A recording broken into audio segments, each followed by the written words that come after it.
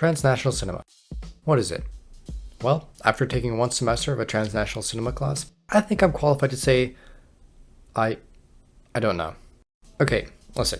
Transnational cinema is still an evolving topic and therefore has a fluid definition to what does and does not count towards transnationalism. In this video, I'd like to take a look at a few scenes from a movie and try to approach it from a transnational lens. My movie of choice, District 9. But first, let's at least try to define transnational cinema.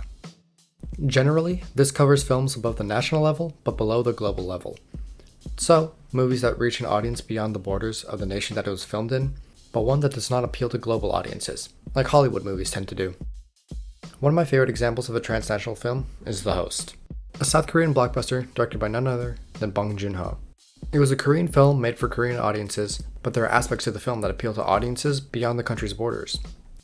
For example, the fish monster closely resembling kaijus. There's an incorporation of Japanese culture into the movie, making it appealing to a nation beyond South Korea.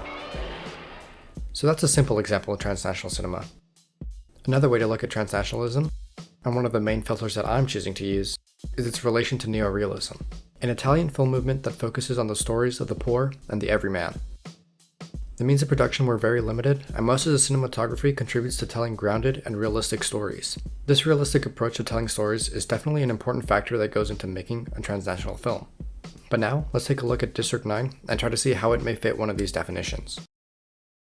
District 9 is a science fiction film released in 2009, directed by Neil Blomkamp and produced by Peter Jackson. The movie takes place in Johannesburg, South Africa, where a large spacecraft mysteriously and inexplicably arrives and positions itself over the city. An investigation is launched to find out what lurks within the ship, and a species of weak and malnourished aliens are found. These aliens are relocated to slums within the city of Johannesburg called District 9. These aliens are disrespected and discriminated against. They're even called prawns, used in a derogatory way, trying to degrade and equate them to the level of a bottom feeder. The story follows Vikas Vandemev as he's assigned by the Multinational United, MNU, to forcefully evict the aliens and relocate them to District 10, which are essentially concentration camps. The movie deals with themes of segregation, discrimination, and xenophobia. And this is where we begin analyzing the film from a transnational perspective. It's very obvious that District 9 is an allegory for the real-life events of apartheid and District 6 in South Africa. The movie is making a commentary on xenophobia by trying to portray what a human reaction to actual aliens might look like, and it parallels apartheid to do this. So, does this make the events of the movie less relatable and therefore only appeal to South African audiences? I don't think so. The movie was filmed in South Africa, but still found marketing and box office success in the United States and Canada. Segregation is not exclusive to South Africa. It's an issue that many nations and people can relate to, and this is one of the main factors that contributes to its transnational success. Even if they can't relate to the movie as closely as South Africans can to apartheid, it's the idea of facing discrimination that unites these different audiences. At one point during the story, Vikas is exposed to some alien fuel, which causes him to undergo a metamorphosis of sorts. And then, the paradigm shifts.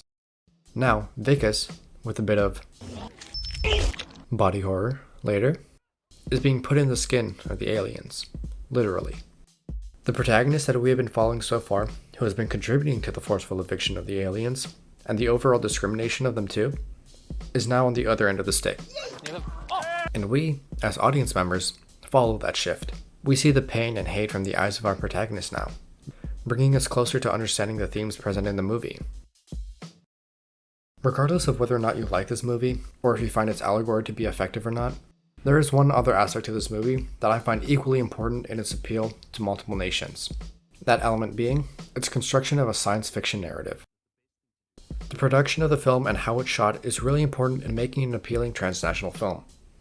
And even though this film had a budget of $30 million, they make it feel a little more realistic and down to earth with the use of the documentary style of filming.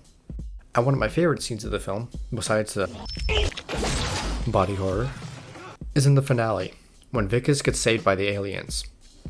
In this scene we see camaraderie, change, and power over suppressors. We see unity in the aliens and see them coming together. We see Vikas change from being selfish and short-sighted to being sacrificial to a cause and even doubling down in the face of death. And we see the strength of the aliens as they finally push back against an abuser. The movie ends with Christopher and his son supposedly going home. Whether or not they make it there is unanswered. and whether or not they would come back, or what they would do if they came back, is also ambiguous. The open-ended finish to this movie is my favorite part of the entire film. It invites the audience to draw their own conclusion, and it invites them to imagine. And that is what this movie excels at. World building. At proposing this alternate reality of planet Earth and possible outcomes to this world. Science fiction is only limited to one thing: creativity. And this movie, through its open-endedness, invites its viewers to join in the creative process of this story and imagine their own outcome.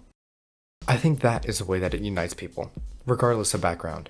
What's one thing that all people have a capacity in? Imagination. And this movie offers the opportunity to flex that muscle, regardless of whether or not you can relate to the themes expressed throughout the film. So, in conclusion, is this a transnational film? Probably not. I think it establishes a lot of the important elements that go into not only making a good science fiction film, but a good transnational science fiction film. That mainly being how it incorporates imagination and creativity into its story, which brings us, as audience members, together. And if that isn't transnationalism, then I don't know what is. Seriously, I don't know what it is. If you couldn't already tell, this was a project for my transnational film class. We had to take a look at a scene from a movie in our syllabus and analyze it from a transnational perspective, and District 9 was my favorite movie on there.